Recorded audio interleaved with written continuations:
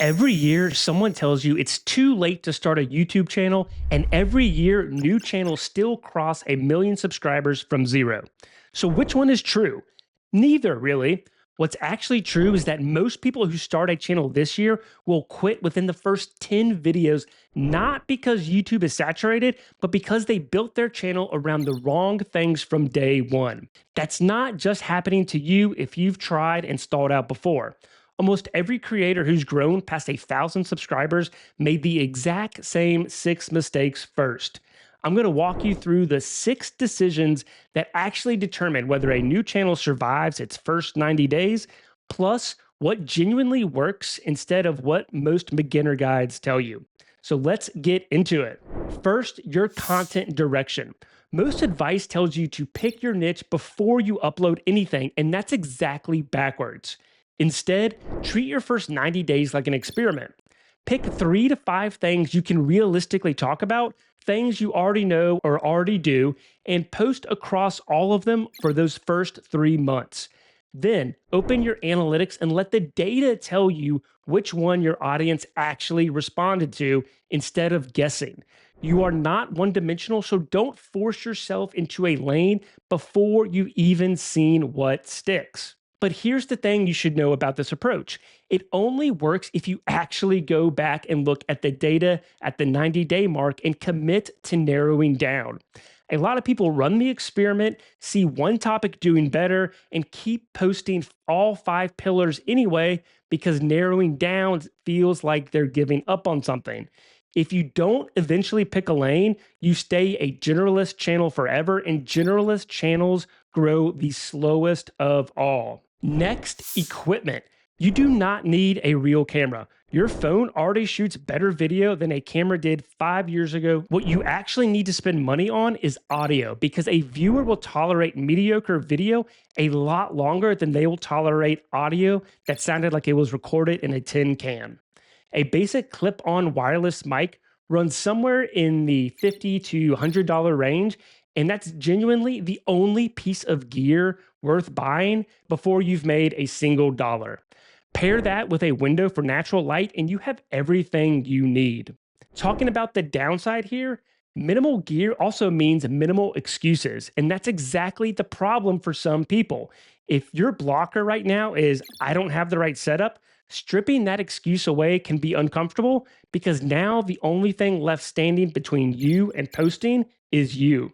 Moving on to how people actually find your videos. YouTube is the second largest search engine on the planet, right behind Google, and Google owns it. That means the fastest way to get discovered with zero existing audience isn't trying to make something go viral, it's answering a question people are already typing into the search bar. Before you script anything, type your rough topic into YouTube's search bar and look at what autocompletes underneath it. That's a live list of exactly what people are searching for free, and it should shape your title before you even hit record, not after you're done editing. But here's the trade-off. Search-based videos rarely explode overnight the way a trending format can.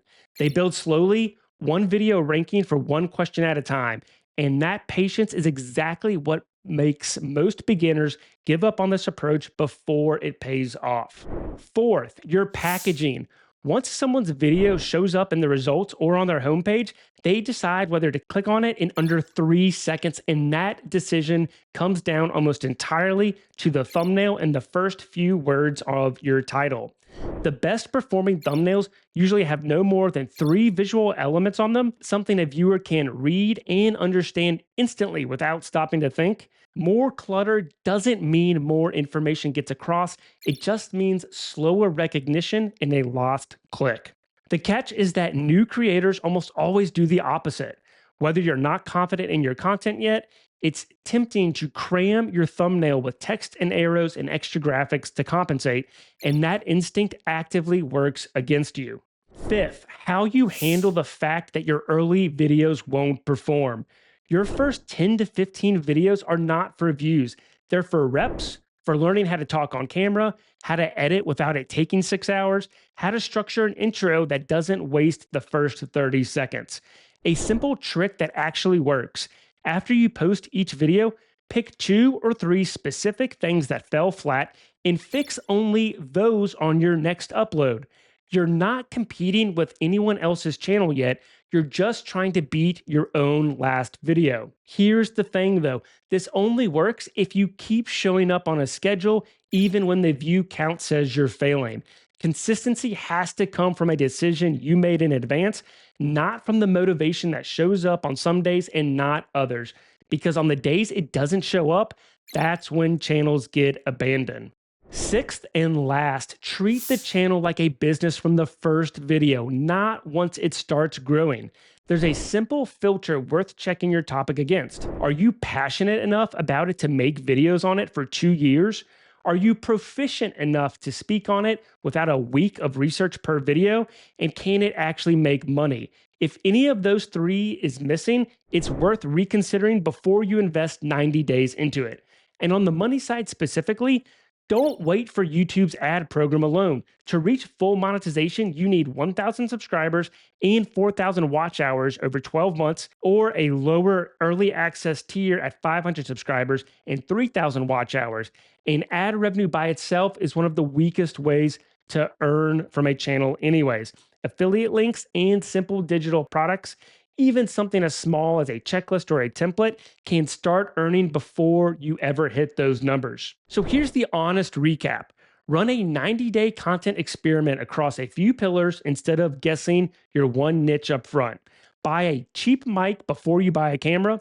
Build videos around what people are already searching for instead of chasing virality.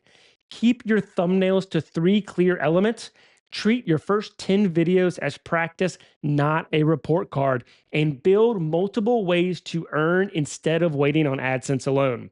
None of these 6 things is complicated on its own. The hard part is doing all 6 at the same time long enough for them to compound. And if one of your videos actually starts to take off, don't let that momentum die on YouTube alone. Running that same script through a video to blog tool turns one winning video into a blog post in a few minutes, so the traffic doesn't stop when someone closes the app. If you're planning to start a channel this year, or if you started one and it stalled out, tell me in the comments what held you back and I'll tell you what I'd fix first. If this helped, subscribe because I break down a system like this every week. I'll see you in the next one.